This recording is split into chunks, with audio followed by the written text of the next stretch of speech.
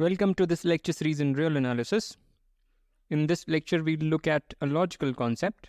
We will not need a lot of real analysis concepts. It's just a pure set theoretic and logical exercise that we will perform, but it will be of great importance to us.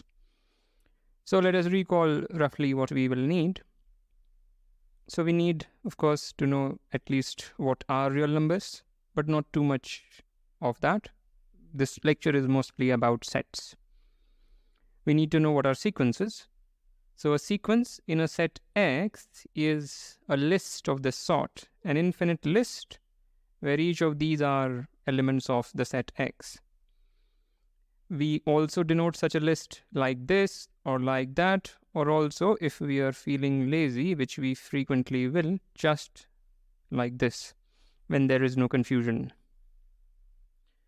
A more formal way to look at a sequence is as a function with the domain as the set of naturals. You can think of the first element of the list as the value that f takes on 1, the second element of the list as the value that f takes on 2, and so on.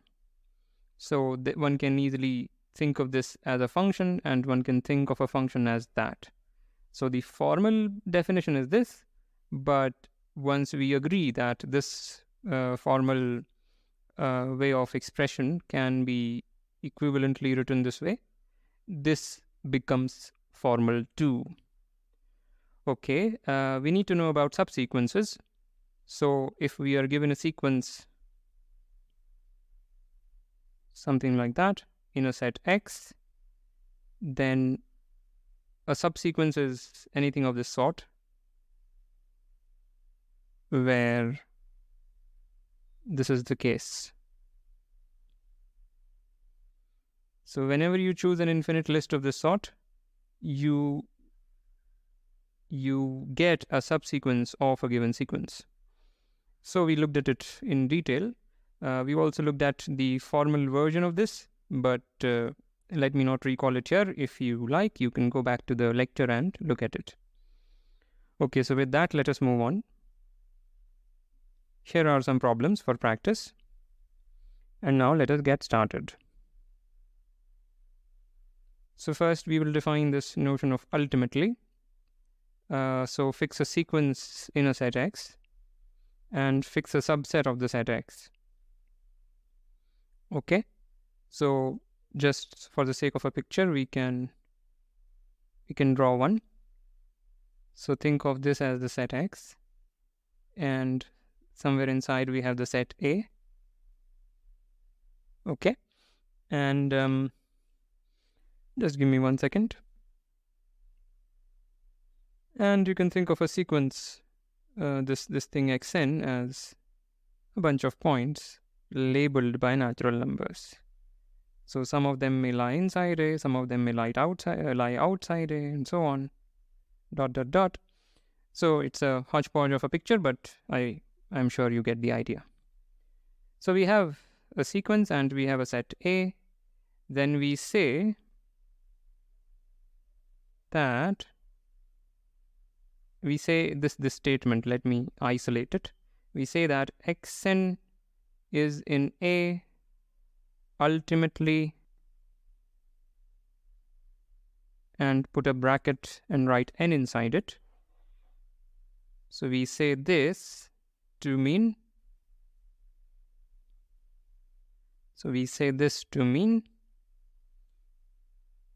that there is a natural number n such that whenever little n is at least capital N, we have xn in A. So note that this language is very, very aptly chosen because what is this saying? It is saying that beyond a certain point, if you think as natural numbers as time, think of 1 as 1 unit of time, 2 as 2 units of time, and so on, and a sequence as something that is evolving over time, then what the statement says is that after a certain timestamp, all the things all the things that appear after that lie in A. So eventually or ultimately, xn always lies in A. And that is exactly our definition of ultimately. This thing is important, technically, the thing in bracket, because we want to say ultimately over what? This is indicating to the time variable, if you will. So this n is indicating here, meaning after a certain large n, all the n's have the property that xn lies in A. So that's what this concept is all about. It's a very, very simple concept, but it's a very it just saves a lot of writing, and it is easier for humans to understand. Every time writing this may only get in the way, even though at times we have to resort to this.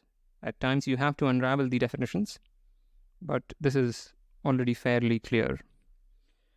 Okay, so much for the definition of ultimately. Let me change the color so as to emphasize. Yeah. And let us look at an example. So we have this sequence, xn equals 1 by n. So again, to recall, if this is 0 and this is 1, then this is x1, this is x2, this is x3, x4, and so on. So these come closer and closer to 0. And here is something that we can immediately say. So or I don't know how to say this, note that, or then, or before that, let epsilon be greater than 0 and A be this set. Or maybe I will put a closed interval here. So to picturize, let's say this is 0 and A is this set now.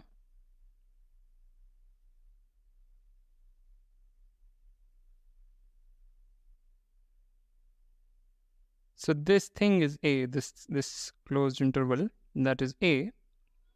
And here is the statement that we make. Then xn lies in A ultimately.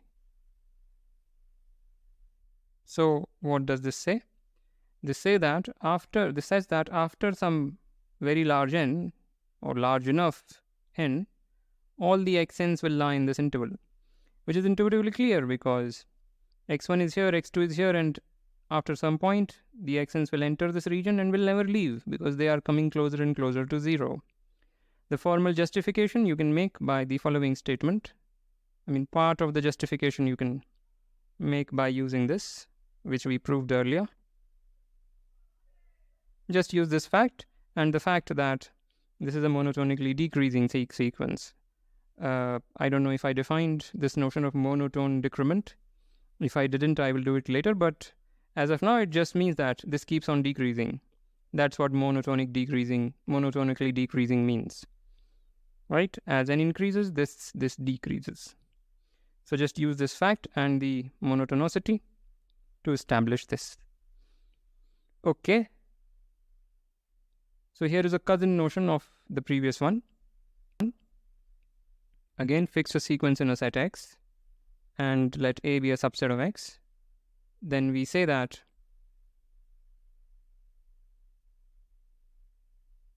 xn lies in A frequently.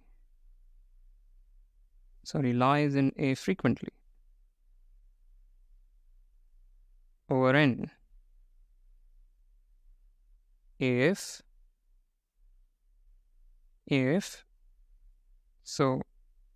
what happens? If for all natural numbers n, there is some natural number at least that much, such that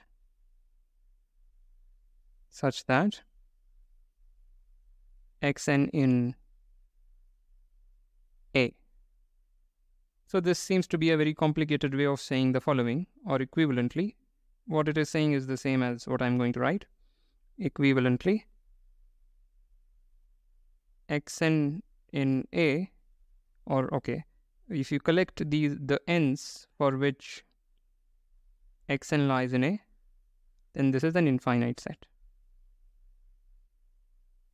So in terms of the temporal understanding, if you think of the natural numbers as time instants, then this statement is saying that the sequence visits the set A infinitely many times. Okay, that's what frequently means. It may not completely align with our intuitive understanding of the word frequently, but this is how we choose to define it. So one could also have said that xn in A infinitely often. That would have been a better definition. This seems to convey a different message, but anyway, that the definition is what it is. All right. You can also equivalently say that there is a subsequence of xn such that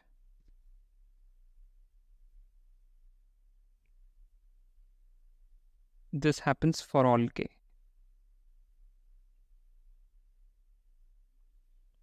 Okay, so this equivalence is an exercise.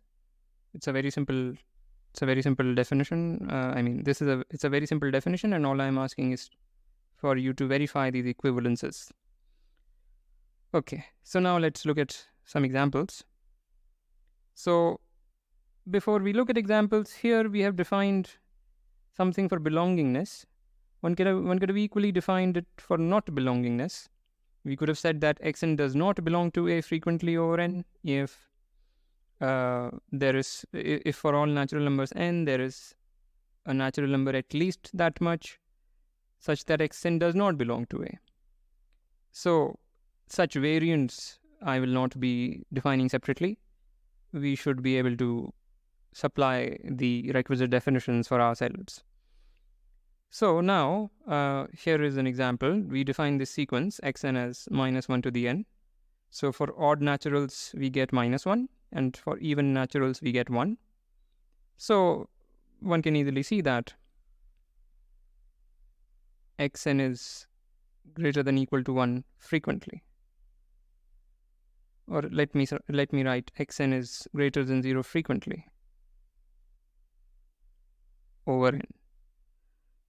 Now you might say, well, we haven't said anything about greater than here or less than there, but again, one can supply the correct definition here. In terms of belongingness, we could have equally written that, we could have written it in another way, that xn belongs to the positive reals frequently. That confirms much more to this way of writing, but this is completely fine. Okay, so that's a very simple example. Another very simple example is define xn as equal to n for all natural numbers n. Then xn is odd frequently over n. Why? Because it is odd infinitely many times. And xn is also even frequently. Right? So both concepts of ultimately and frequently are very, very easy. And with that, let us establish a final equivalence, which is just an exercise in basic logic. So you have some sequence in a set X, and we are given a subset of X. Then one and only one of the following holds. So the first one is that xn lies in A ultimately. Either this holds, or sorry, I have messed up. So I don't mean to write the last one. Yeah, now it's what I want to write. So again, we have a sequence in a set X, and A is a subset of X. Then one and only one of the following holds. either xn lies in A ultimately, or xn is away from A frequently. Both, of course, over n. So it's an exercise, but let me maybe give details. But how do we start? So assume 1 does not hold. Assume 1 does not hold. We want to show 2 holds. Want to show that 2 holds. So this will finish the proof.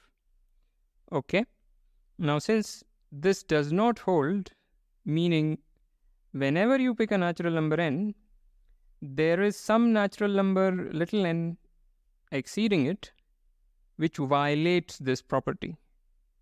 Because if there were a natural number n for which no little n exceeding it violates this, then this would become true.